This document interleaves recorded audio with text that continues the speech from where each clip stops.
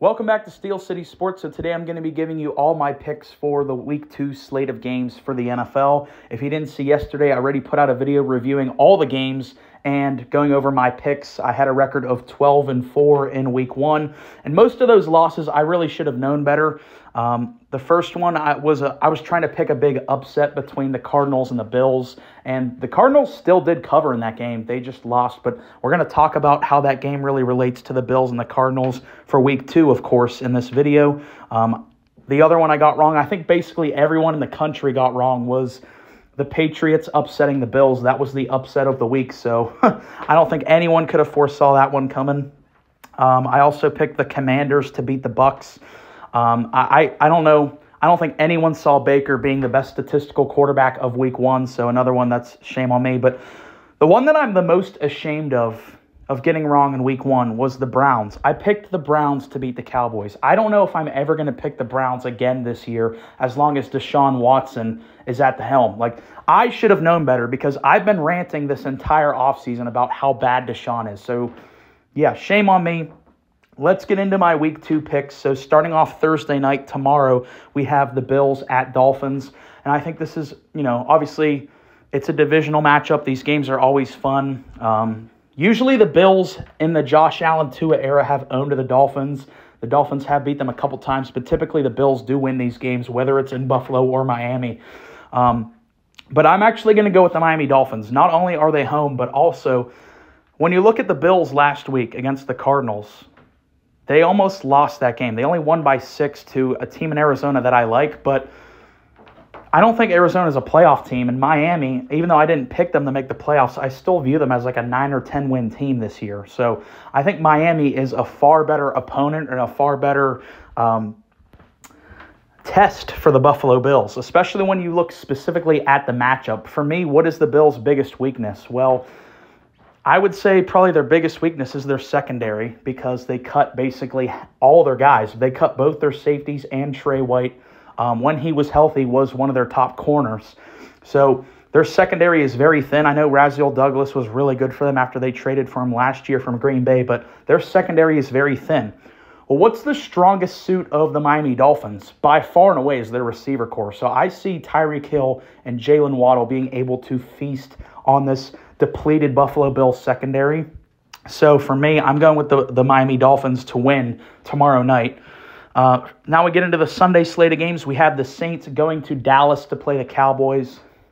I get it. If you're a Saints fan, it's got to be an exciting time because I think the big selling point of the Saints this offseason was, hey, we brought in this new offensive coordinator from Kyle Shanahan's coaching tree. He's going to come in here and run the 49ers playbook. That's exciting. And you saw last Sunday against the Panthers, it kind of paid off. You hung 47 on the team. So you just say that in a vacuum. It's really impressive. We brought in a new OC, and our first week running that system, we scored 47 points. However, what team did you do it against? The Carolina Panthers, the worst team in the NFL by far.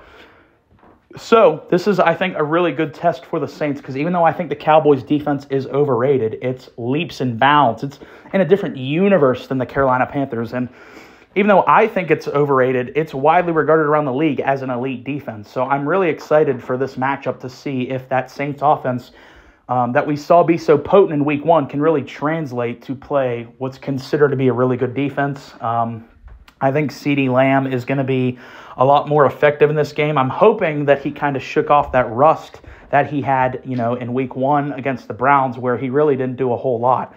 The run game actually looked better than what I thought it would be, especially against the Browns, who you think would have a really dominant run-stop defense with that great defensive line. The run game was actually not too terrible with Ezekiel Elliott, and I was saying that the Cowboys' run game could potentially be the worst in the NFL, just given their personnel. I think I might have been a little too harsh on their O-line, which, I had Cowboys fans in my comments telling me that I was being too harsh. So I'm willing to admit when I was wrong. It's only been 1 week, but they were impressive against the Browns, holding up to give Dak protection. So I'm going to roll with the Cowboys here at home to beat the Saints. Next up, we have the Raiders going to Baltimore to play the Ravens. If the Ravens lose this game, it's time to hit the panic button. We talked about, I probably made 4 or 5 videos about that Chiefs-Ravens game, so I don't want to talk about it too much, but I feel like Lamar was really the reason why they lost that game at the end. You know, I know he made a bunch of plays throughout the course of the game, but it comes down to it. At the end of the game, Lamar Jackson had 3 chances.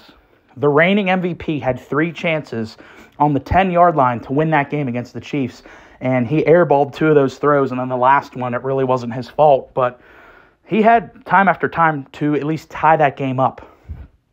If they lose this one, like I don't know what to do, and I'm hoping that they will start effectively using Derrick Henry. I put out a short today talking about like how they completely misused him in that game.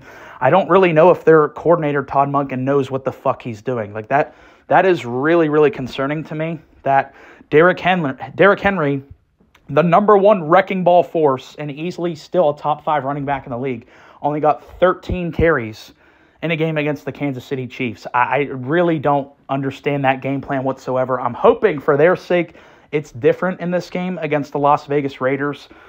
Even if they don't use Derrick Henry, they should still obliterate the Las Vegas Raiders. Like these teams from a roster perspective are just in different stratospheres. So, yeah, this should be a bloodbath. The Ravens should obliterate the Raiders.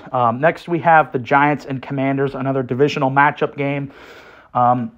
I have the Commanders pretty easily in this one. I think the Giants are an absolute dumpster fire.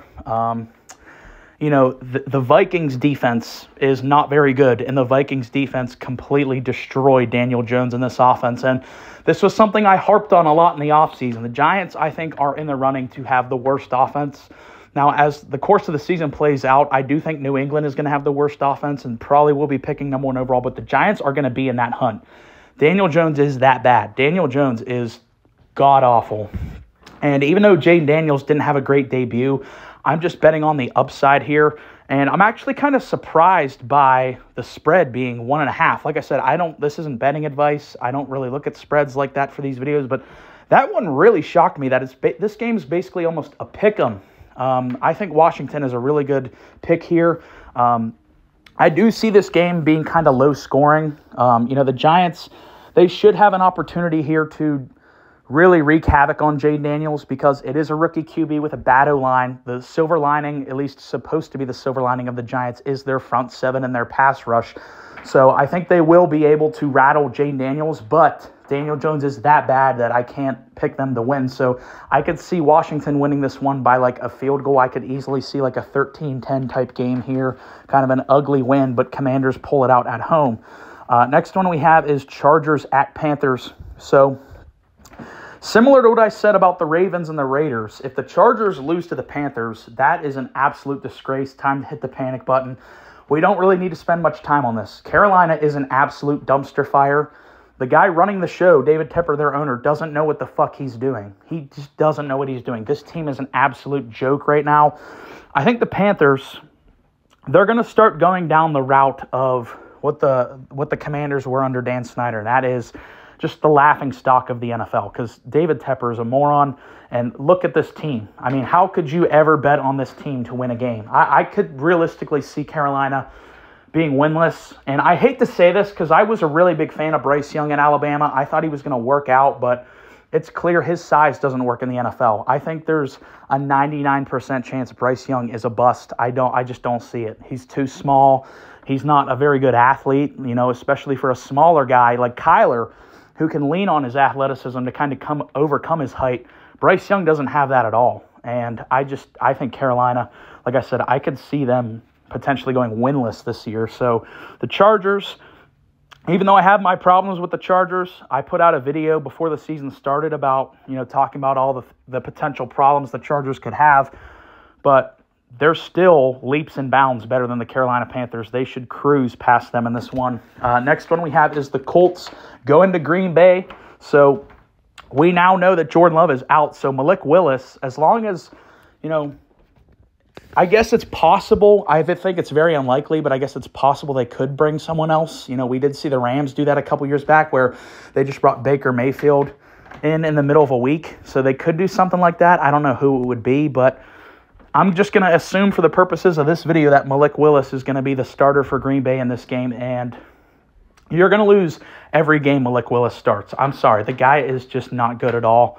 I don't think he's even an NFL player. I think he had a really cool hype day, but so did Zach Wilson, or not hype day, whatever that's called, pro day, sorry. Yeah, he had an incredible pro day at Liberty, and that made his draft stock, explode. And I don't think he's an NFL player, just like I don't think Zach Wilson is an NFL player, yet he is going to be the starter in this game. And I know that there's a lot around him in Green Bay. There's a lot of good young weapons there. Josh Jacobs had a rough start in that Eagles game, but at the second half, they were really starting to feed him more. He looked better. You got a really good offensive coach, but it just comes down to Malik Willis is the one making the decisions in this. I mean, the Packers could win this one if Josh Jacobs just turns into fucking Barry Sanders, but I wouldn't count on it. And the Colts, even in their own right, are a very good team. Even if Jordan Love was playing this game, I probably would pick Green Bay, but not by a lot. So with such a big downgrade at the QB position, I have to roll with the Colts here. I think they get back on the board here with a win. I think the Colts are really good. I did pick them as a playoff team this year, so they get their first win of the year in Green Bay. And they should win pretty soundly with Malik Willis as the Packers guy. Next one, we have the 49ers going to Minnesota to play the Vikings. This should be an absolute bludgeoning right now.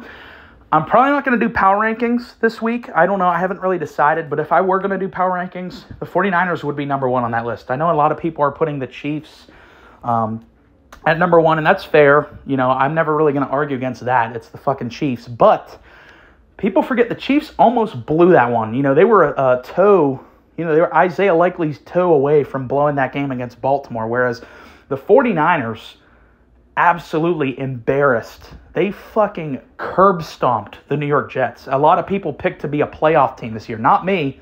I have a lot of gripes about the Jets we're going to talk about, but the 49ers embarrassed them. So if it were me, I would put the 49ers as the number one team in the NFL right now. They're just too loaded. Even without Christian McCaffrey, they just found this random guy, Jordan Mason, an undrafted free agent, and he was a stud. So Shanahan can really just pluck anyone off the street and make them into a really good NFL player. Minnesota, I get it. They beat up on the Giants. Sam Darnold looked good, but it's the Giants. I think the Giants are a bottom 5 team in the NFL. It's going to be a big wake-up call for the Vikings in that offense to go from playing against the Giants to playing against the 49ers. I think they get fucking pummeled by the 49ers in big fashion. Next up, we have the Browns at Jags. So like I said earlier, I don't know. It's going to be a while, I think, before I pick the Cleveland Browns. After the pathetic performance I saw from Deshaun Watson in Week 1, I don't know. I have to roll with Jacksonville here. And I feel like Jacksonville, they're one of those teams where this is like a make-or-break year for them, especially for their head coach, Doug Peterson. I feel like if they fail to make the playoffs again, Doug Peterson will be fired. So he's coaching for his job. He's really well motivated. I think the Jags have a pretty good roster as well. I'm pretty high on Trevor Lawrence, I think more than most people. And even though Cleveland does have that sweet defense, Deshaun is such an unmitigated disaster. And I have to correct something that I said in my Week 1 recap, because I'm pretty sure in that video I said, and I've said it in a bunch of videos this offseason, that Daniel Jones is on the worst contract in the NFL. No, he's not. I mean, it's his bad, but Deshaun Watson is on the worst contract in the history of professional sports, in the history of the planet. Deshaun Watson, he's not even playable. He's not playable, but you owe him so much money, you can't bench him. Like, if they wanted to cut Deshaun Watson next year, the team would literally be insolvent, because I don't know exactly what the cap is. Let's say it's like 250 or 260, something like that. If they were to just outright cut Deshaun Watson this offseason, his dead cap would be $170 million. So your team would literally just go bankrupt if you cut Deshaun Watson this offseason. So you literally don't have a choice. He's a bottom 5 quarterback, and yet you are obligated to play him, or else your team is destroyed financially. So leave it to the Browns to do this, to fuck up their franchise in this way. But that's another video for another time. I have Jacksonville pretty soundly winning this one in their home opener. Next up, we have Seattle going to New England. I know that the Patriots upset the Bengals. I'm not going to really take anything away from that. I think that's more of a Bengals problem more than it's the Patriots being a good team. I still think all the problems I have with New England are still kind of there. They got a fluky win over the Bengals. That doesn't really change anything in my opinion. They still have the worst receiver core in the NFL. Jacoby Brissett, it's not like he lit it up. He had 120 passing yards against the Bengals. Whoop-de-doo. I think Seattle, even though I think Seattle's a limited team, they are leaps and bounds better than New England. I'm taking them in that one. Curious to see if Kenneth Walker plays, though. You know, I heard he had an abdomen issue. I don't know if that's been confirmed, if he's playing or not. Next one we have is the Jets going to Tennessee to play the Titans. Looks like I was wrong about Will Levis. I mean, I didn't say he was going to become a superstar, but I said I was optimistic on him. They put a lot in Tennessee around him to work out. They gave him a lot of veteran players like Calvin Ridley, DeAndre Hopkins, Tyler Boyd, a good receiver tandem. They invested in the O-line. They put a lot around Will Levis to work out, and he just sucked. He single-handedly costed them that game against the Chicago Bears. They should have beat the Bears in that game. They should have won easily when you look at how pathetic the Bears' offense was. But he gave the game away. The Jets, even though I have my problems with the Jets, Will Levis is such a mess right now that I just can't go with the Titans.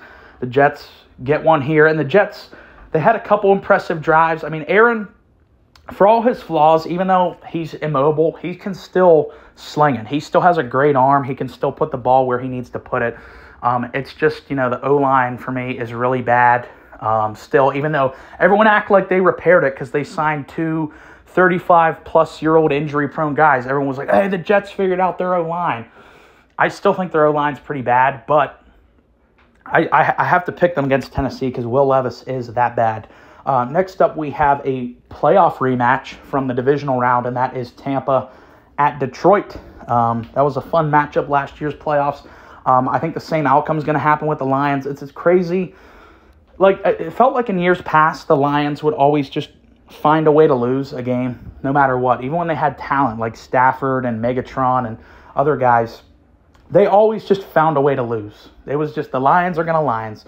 But it feels like that's like the exact opposite of that now. Like, the Lions are just really good at finding ways to win, even when they're being outplayed like they were by the Rams in Week 1, where the Rams probably should have won that game. Stafford played a brilliant football game, but yet they were still able to pull it out in overtime despite their number one receiver they paid a lot of money to basically didn't even show up for the game. They were still able to find a way. So I'm rolling with the Lions here. I think they're going to be really good. And I might have to change my take from I picked the Eagles to be the number one seed in the NFC. I think it's an absolute race now between the top three teams in the NFC, Detroit, Philly, and San Fran. Those are the three right now. Detroit absolutely belongs in that caliber. No shocker. They were in the NFC title game.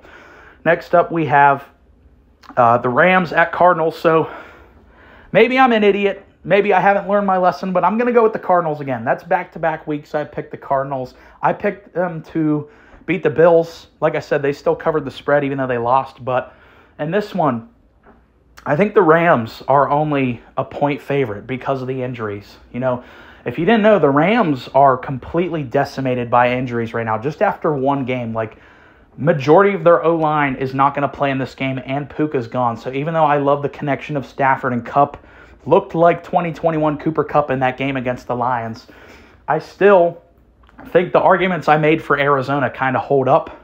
And if they can get an actual performance, an actual game from Marvin Harrison Jr., they should be able to win this game. So we'll see. If they lose this one, I don't know how I'm going to pick on their side again because that'd be back-to-back weeks they let me down. But maybe I'm being naive. Maybe I have a bias towards Kyler. Kyler is one of my guys. We'll see. I'm rolling with Arizona again. Next up, we have my Steelers going to the Mile High City. We did think this was, initially, when I did the breakdown of the schedule, I thought this was going to be a revenge game for Russ. But as of the recording of this video, looking pretty unlikely that Russ is going to play in this game. I don't know for sure if Russ, I don't know. I just don't know. I'm going to just assume, though, that Justin Fields is playing. Justin Fields definitely struggled in the Atlanta game. He missed some wide-open throws here and there, but we know what Justin Fields is. You know, this is stuff that I harped about all last year, the offseason. He just brings this dynamic that the Steelers offense didn't have at all last year, the mobility to scramble, make plays. And the offense, even though they didn't score a touchdown, they did have a couple impressive drives. I did think that one PI call on George Pickens was total bullshit. He barely tapped the guy, and they flagged him. And I think that drive would have resulted in a touchdown. But that's neither here nor there. They still won the game. I'm rolling with the Steelers here. I know, what a big surprise. But Denver's just not very good. And that's something I tried to tell everyone going into the year. If you watched my video I put out on the start of the NFL season, that last Thursday, I ranked every NFL team going into the year, and I think I had Denver at like 30 or 29. And that might have surprised some people because they had a lot of hype coming out of training camp. I never saw it. I just didn't see it. I get it. Bo Nix lit it up in the preseason. Who gives a fuck? Kenny Pickett was Tom Brady last year's preseason, so I don't care about the preseason. And that really showed with Bo Nix in that game against Seattle. Bo Nix was not good whatsoever.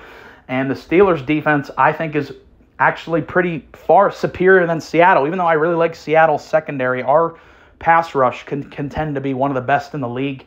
That is absolutely going to rattle Denver. With a rookie quarterback and a bad offensive line with limited weapons, the Steelers, I think, are going to have a field day with that Broncos offense. So give me the Steelers here. Even though our offense is limited, I just think our defense is going to wreak havoc on a rookie QB. Next up, we have Bengals at Chiefs.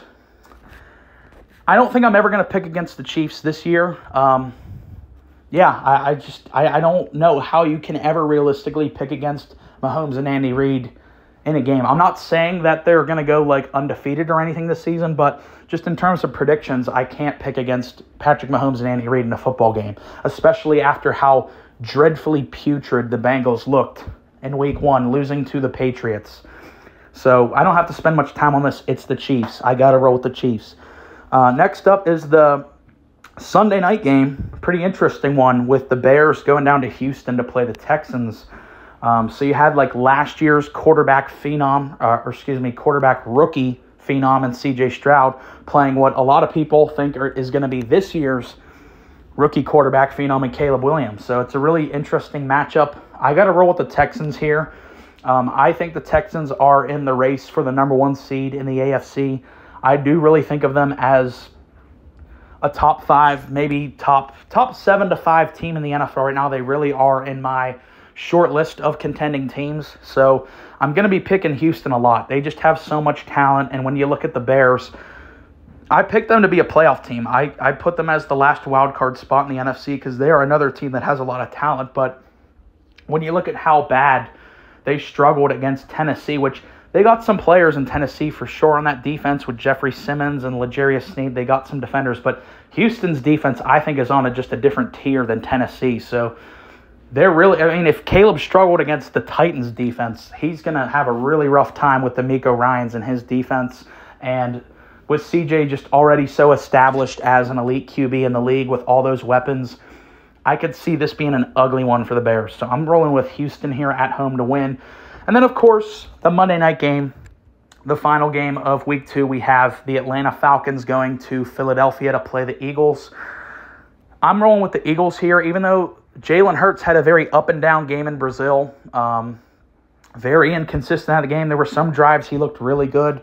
Some drives he looked terrible, like absolutely god-awful. Jalen Hurts did not have a good football game in Brazil, but he's going to be back in Philly. That field was weird. I think he's going to have a better connection with the center, Juergens. Hopefully they've been working on that a lot with how to snap the ball properly because that was a big issue in that Brazil game. And Saquon Barkley right now, look at that performance he had. Saquon, if he keeps that up, he's going to be in the running for Offensive Player of the Year. And I think he's going to keep that up because again, another thing we talked about all offseason is even though he's not going to be getting as many touches, he's never had this much talent around him ever in his career. In his entire football career, including Penn State, he's never had such a little of an offensive burden on him. Like, he's always had to be the guy on his team to carry his team's offense, especially in New York. There was literally nothing around him in New York. He was the team. He was the offense. That ain't the case in Philly. He's really the cherry on top in Philly. Basically, they have a Pro Bowl team, and with Atlanta, when you look at, I thought their defense was going to be pretty good. They still lost to my Steelers, and my Steelers, our offense is highly questionable. Justin Fields, struggled in that game. We didn't even score a touchdown, and we still beat Atlanta. So Philly, I think, is going to have their way with the Falcons. I think Kirk Cousins is going to continue to struggle. I mean, we're just so desensitized now to how gruesome an Achilles injury is because, you know, like guys like Kevin Durant, he came back from an Achilles injury, was still great.